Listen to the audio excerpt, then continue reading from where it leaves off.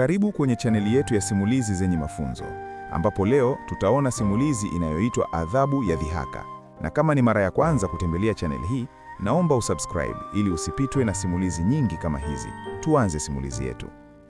Katika kijiji cha kale cha Masimbi, kilichopo bondeni mwa milima ya Udzungwa, aliishi kijana mmoja tajiri sana aliyeitwa Juma. Juma hakuwa kiongozi wa kijiji, lakini mali zake zilifanya aogopeke kuliko hata chifu wa kijiji hicho. Alikuwa na mifugo isiyohesabika, mashamba ya mpunga yaliyoenea upeo wa macho na ghala zilizojaa vyakula hata wakati wa ukame. Hata hivyo, Juma alikuwa na ugonjwa mmoja mbaya wa moyo, dhihaka. Juma aliamini kuwa umaskini ni laana ya uzembe na ulemavu ni adhabu ya miungu kwa watu wachafu.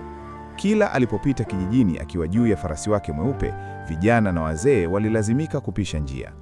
Yeyote aliyekosea na kujikwaa mbele yake, Juma angemwangalia kwa jicho la dharau na kuangua kicheko kikuu, kicheko kilichochoma moyo kama mkuki. "Tazama hili gunia la mifupa," Juma alimcheka mzee mmoja siku moja. "Ondoka hapa, unamichafulia hewa ya utajiri wangu." Wambe wake, kundi la vijana waliofuata makombo yake, walicheka kwa nguvu kumsapoti bosi wao. Kicheko hicho kilikuwa adhabu ya dhihaka kwa wanakijiji.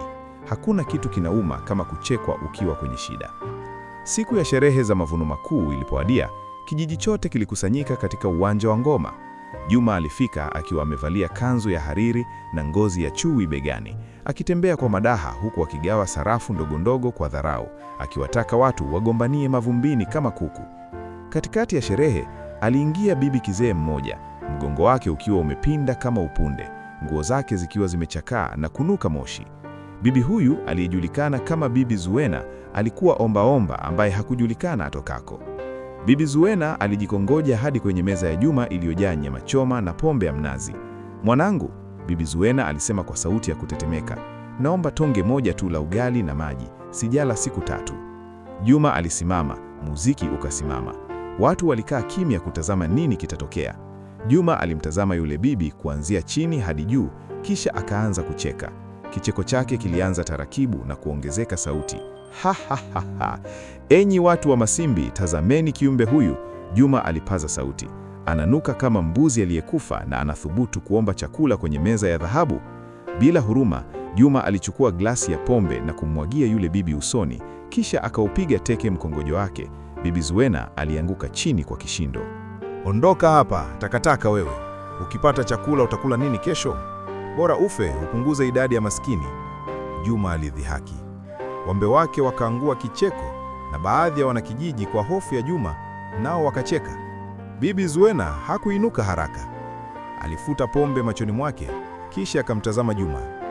Macho ya bibi huyo yalibadilika ghafla. Hayakuwa tena macho ya kizee yenye ukungu, bali yalivaa rangi ya moto wa bluu. Alisimama bila mkongojo. Sauti yake haikutetemeka tena, ilinguruma kama radi.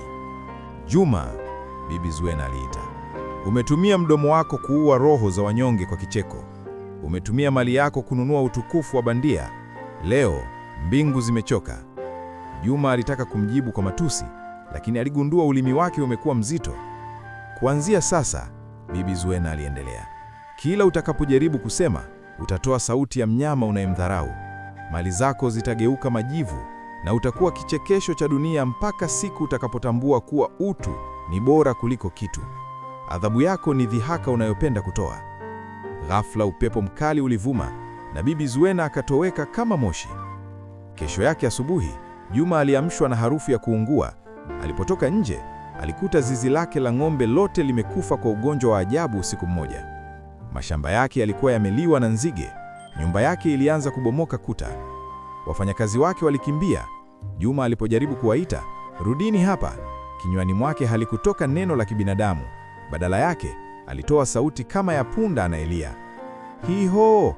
Hiho!" Watu waliosikia walisimama na kuanza kucheka.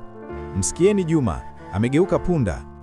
Kadri siku zilivyokwenda, ngozi ya Juma ilianza kubabuka na kuwa na makovu ya kutisha. Nguo zake za hariri zilichakaa. Hakuna aliyetaka kumsogelea. Wale marafiki zake wa zamani ndio walikuwa wa kwanza kumrushia mawe na kumcheka. "Tazameni lile tajiri sasa, linalia kama punda na kunuka kama mzoga." Walimnukuu maneno yake mwenyewe aliyomwambia Bibi Zuena. Juma aliishi jalalani, aligombea mabaki ya chakula na mbwa mwitu. Kila alipopita, watoto walimzomea na kumuigiza. Maumivu ya kudhihakiwa yaliingia hadi kwenye mifupa. Alilia usiku kucha akijuta. Alitamani kusema samahani, lakini sauti ilitoa ya punda tu. Miaka 3 ilipita. Juma alikuwa amekonda, amedhoofu na amekata tamaa. Siku moja, akiwa anatembea kwa shida msituni, aliona kibanda kidogo cha nyasi. Nje alikaa Bibi Zuena akipepeta mtama. Juma kwa magoti alijikokota hadi miguuni mwa bibi yule. Hakujaribu kuomba chakula. Badala yake, aliinamisha kichwa chake chini kwenye udongo, akilia machozi ya damu na majuto na kubusu miguu ya yule bibi aliyejaa vumbi. Moyoni mwake alikuwa akisema, nisamehe mama, nilikuwa mpumbavu. Bibi Zuena alimwangalia, si kwa hasira, bali kwa huruma. Kiburi hukua kama mti, lakini dhihaka ni shoka linaloukata. Juma alitikisa kichwa kukubali, huku akibubujikwa machozi. Bibi Zuena alichota maji kwenye kibuyu, akamimina mkononi mwake na kumwagia Juma usoni, akisema, mdomo ulioponywa na majuto hauwezi tena kutukana. Papo hapo sauti ya Juma ilirudi. Ngozi ya Juma ilianza kurudi hali ya kawaida, ingawa makovi yalibaki kidogo kama kumbukumbu. Juma hakurudi kuwa tajiri wa mali kama zamani.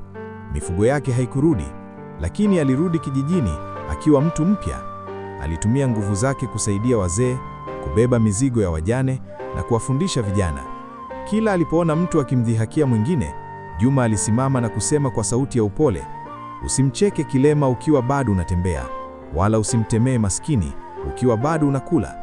Dhihaka ni deni na malipo yake ni maumivu unayoshindwa kuyabeba. Kijiji cha Masimbi kilibadilika. Hakuna mtu aliyechekwa kwa shida zake tena, kwani walikuwa na shuhuda hai. Juma, mtu aliyekuwa mfalme, akawa punda na sasa ni mtumishi wa wote. Na huo ndio mwisho wa simulizi yetu. Naomba usubscribe ili uwe unakuwa wa kwanza kupata video zetu kila tunapoziachia. Asanteni sana. Tukutane kwenye simulizi nyingine.